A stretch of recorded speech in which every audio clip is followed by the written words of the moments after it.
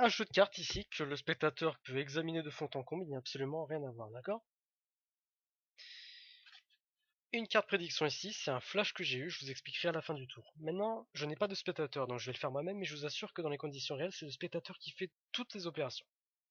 On lui demande de mélanger consciencieusement le jeu, et là, on peut même insister sur le fait qu'il peut mélanger autant de fois qu'il veut, comment il le veut, et surtout, très très important, la chose la plus importante du tour, il s'arrête quand il veut. Donc je vous montre bien, je fais doucement pour bien vous prouver que je ne triche pas, hein, mais je vous assure, il n'y a pas de faux mélange, d'accord? On peut même faire des mélanges dits chaotiques pour les connaisseurs, hein, pour être un peu plus crédible si on veut. Mais je vous assure encore une fois, c'est le spectateur qui fait tout, je n'interviens pas dans le déroulement des opérations. D'accord? Une fois que le spectateur est satisfait, il repose le jeu. Petite anecdote intéressante maintenant, c'est que si on imagine qu'on a noté une liste des 52 cartes dans des positions totalement aléatoires de 1 à 52, il serait intéressant d'analyser combien de chances on pourrait avoir pour que ce jeu de cartes ici, pour que les positions de ce jeu de cartes, toutes les cartes ici correspondent exactement à celles qu'on a sur la liste.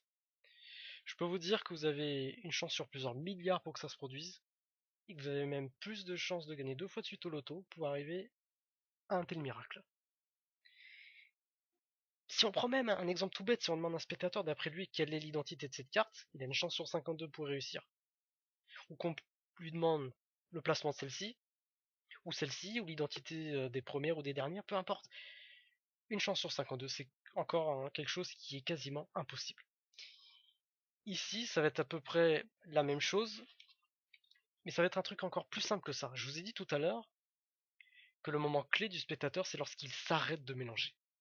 Pourquoi? Parce que à ce moment clé, le temps s'est arrêté.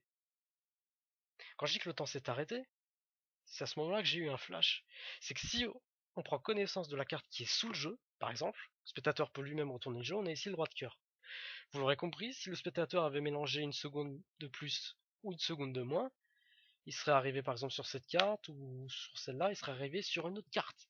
Non, il s'est arrêté pile à une seconde près, qui a été prédit par le temps, pour tomber sur cette carte-là.